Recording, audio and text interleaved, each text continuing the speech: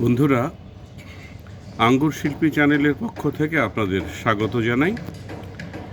আমার শখের ছাদ আঙ্গুর বাগানে আরও কয়েকটি জাত যুক্ত হলো।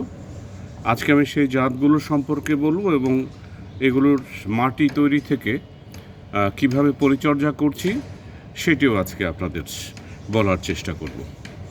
দেখুন, এই যে নতুন চারাটি দেখতে পাচ্ছেন, এটির নাম হচ্ছে ব্ল্যাক ম্যাজিক। সংগ্রহ করেছি আমাদের জেমস সৈকত ভাই, ওনার ছাদ কৃষি বাগান থেকে। এটা আরও লাগিয়েছি 4-5 দিন হলো। এর মধ্যে সে বাড়তে শুরু করেছে তখন যে কাজটি করতে হবে, আমি মাটি তৈরিটা পরে বলবো। দেখুন, এই যে এইগুলো আমি আজকে ভেঙে দিলাম। এই যে সাইডে যে একটু একটু করে কুশি বেরোচ্ছে বা ডগা বেরোচ্ছে, এই ডগাগুলি আমি ভেঙে দিলাম কয়েকটি। যেমন আরও আছে, এই যে দেখুন আরও আছে। এটি বড় হওয়ার, এটা আরেকটু যখন বড় হবে তখন এটিকেও ভেঙে দেব, কারণ এটি অন্তত 4 ফিট পর্যন্ত আমি একটা গাছ বড় করে 4 ফিটের পরে আমি যখন কেটে দেব, তখন আমি যেহেতু এটা ওয়াই শেপ বা টি শেপ বলে, সেই টি শেপে আমি এই গাছটিকে দাঁড় করাবো। তো যাই হোক, আমি পরবর্তী গাছ দেখাচ্ছি। হ্যাঁ, এই চারাটি হচ্ছে মাস্কাট ব্লু গাছের চারা আমার আগেও একটি বেশ বড় হয়েছিল এবং সেটিতে আঙ্গুর ধরেছিল গত বছর। কিন্তু গত বছর আঙ্গুর ধরার পরে আমার কয়েকটি গাছ ক্ষতিগ্রস্ত হয়েছিল খরা এবং একটু ভাইরাসও হয়তো আক্রমণ করেছিল, যে ভাইরাসের কারণে সেই মাস্কাট ব্লু গাছের আঙ্গুরগুলি একটু বড় হওয়ার পরে সেই গাছটি আস্তে আস্তে মরে যেতে শুরু করেছে। এটি মাস্কাট ব্লু। এটিও আমি এই কুশিগুলি, এই যে যেমন ধরুন এখানে একটা কুশি আছে, এই কুশিটাকে আমি কিন্তু ভেঙে দেব। হ্যাঁ, ভেঙে দেবো বা কেটে দেবো, তা নাহলে সে সামনের দিকে এই যে কুশিটা, এই কুশিটাকে আমি এই যে ভেঙে দিলাম।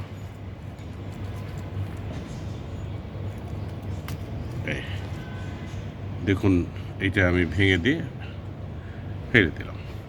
তাহলে হবে কি, যে এটার যে খাবারটা, সেই খাবারটা কিন্তু যেখানে বাড়া দরকার উপরের দিকে সেইখানে বাড়বে। তো এটি দেখলেন একটি মাস্কাট ব্লু বড় হচ্ছে বেশ। আমি এখন যে গাছটি দেখাচ্ছি, এই গাছটির নাম হচ্ছে পিজ্জিটালি। এটিও খুব চমৎকার একটি জাত। আমি এই জাতগুলি আরেকটু বড় হলে তখন এদের যে কী ধরনের আঙ্গুর হয় সেই আঙ্গুরগুলি আপনাদের দেখাবো। এই গাছটিও কিন্তু দেখুন, এই যে বাড়ছে, একটি গাছ বাড়ছে, কিন্তু বাকি এই যে গোড়ার দিকে আবার দেখা যাচ্ছে যে একটি কুশি, এই কুশিটাকে আমি ভেঙে দেবো, কারণ সে অকারণেই খাবার খাবে, যে খাবারটা, যে পুষ্টিটা উপরের দিকের চারায় দরকার। তো গেল পিজ্জিটালি যে চারাটি, সেটি দেখালাম। এটি চমৎকার আরেকটি জাত। এটি হচ্ছে ম্যানিকিউর ফিঙ্গার্স। এই গাছটিও জাতটিও বাংলাদেশের আবহাওয়ায় খুব চমৎকার একটি জাত।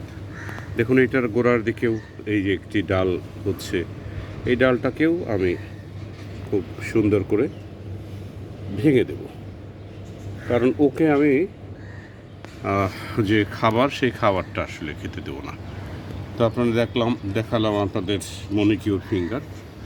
এটিও নতুন সংযোজিত আমার ছাদ বাগানে আঙ্গুরের জাত।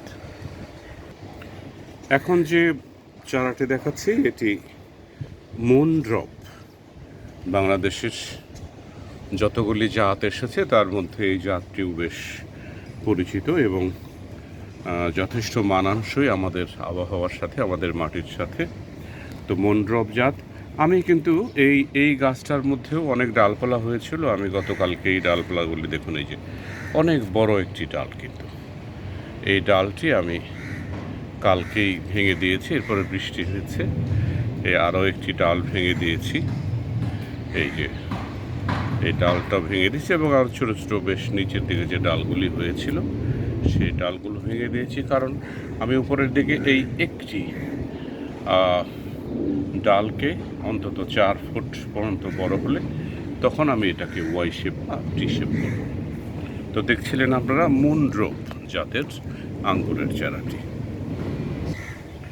এবার যে চারাটি দেখাচ্ছি সেটি হচ্ছে ক্রিমসন। ক্রিমসন জাতটিও আমাদের দেশে পরীক্ষিত একটি জাত। এই জাতটি, এটিও আমি ওই কাজ করেছি, এখনও করতে পারি। দেখুন এই যে একটি কুশি এখানে যে একটি কুশি হচ্ছে, এই দেখুন এই কুশিটি কিন্তু আমি এখনই ভেঙে দিই, আমি আগেও ভেঙে দিই, এটিকে আর খাবার গ্রহণ করতে দেওয়া যাবে না। আর বাকিগুলি নেই, এটা সামনের দিকে আস্তে আস্তে করে বড় হবে। দেখুন চমৎকার গ্রোথ। তো এটি হচ্ছে ক্রিমসন জাতের আঙ্গুর গাছ। এটা বড় হোক, বড় হলে যখন আঙ্গুর ধরবে নিশ্চয়ই আপনাদের এটার আস্তে আস্তে এটার উন্নতি কীভাবে হচ্ছে সেটি আপনাদের দেখাবো। এখন যে যাত্রী দেখাচ্ছি এই যাত্রী হচ্ছে ভেলেজ। আপনারা জানেন যে খুব ভেলেজ যাত্রী নিয়ে অনেক টানা হেঁচড়া হয়েছে, কোথাও চারা ছিলাম না। ময়মনসিং থেকে সুজন মিয়া নামে একজন ছোট ভাইয়ের মতোই সেই চারাটি দিয়েছে, কিন্তু চারাটি খুব ছোট ছিল আসলে, আর একটু বড় হলে ভালো হতো। আমার মনে হয় যে প্রধান যে ডালটি, এই ডালটি ছিল, এই ডালটি আমার মনে হয় যে শেষে রাখা যাবে না। এটার গোড়ায় থেকে দুটো ডাল হচ্ছে, যদি এই ডাল দুটো শক্তিশালী হয় তাহলে আমার মনে হয় যে আমি এই বড় ডালটি কেটে ফেলে ওই দুইটার যে কোনো একটাকে বড় করব। এই হচ্ছে বেশ কয়েকটি জাত নতুন সংযুক্ত হয়েছে। আরেকটি জাত, এই জাতটি দেখেই আজকের এই জাত দেখানো শেষ করব, এবং আমি কিভাবে মাটি তৈরি করেছি এবং কিভাবে পরিচর্যা করছি সেই বিষয়গুলো আপনাদেরকে জানাবো। এটি হচ্ছে ডিকসন জাতের একটি চারা। এটি লাগিয়েছি বেশ কিছুদিন হলো, এটা বেশ বড় হয়েছে। তো এখন কিভাবে আমরা সার প্রয়োগ করব, কিভাবে মাটি তৈরি করব, খুব সহজ বিষয়। অনেকে অনেক রকম করে বলে, আমি যেভাবে করি সেটা হচ্ছে যে 50 ভাগ বেলে দোআঁশ টাইপের মাটি, আর তার সাথে 40 ভাগ হচ্ছে ভার্মি কম্পোজ অথবা পচা গোবর, অন্তত 1 বছরের পচা গোবর হলে ভালো হয়। তার সাথে ভার্মি কম্পোজও কিছুটা ব্যবহার করতে পারেন। এরপরে আপনি যেটা ব্যবহার করবেন সেটা হচ্ছে যে হাড় গুঁড়া প্রতি গাছ প্রতি অন্তত 200 থেকে 250 গ্রাম, শিংকুচি সেটিও 200 গ্রাম 250 গ্রাম, তারপরে নিম খোল, সেটা গাছের জন্য খুবই ভালো, এটা বিভিন্ন রকম ভাইরাস থেকে গাছকে মুক্ত রাখে।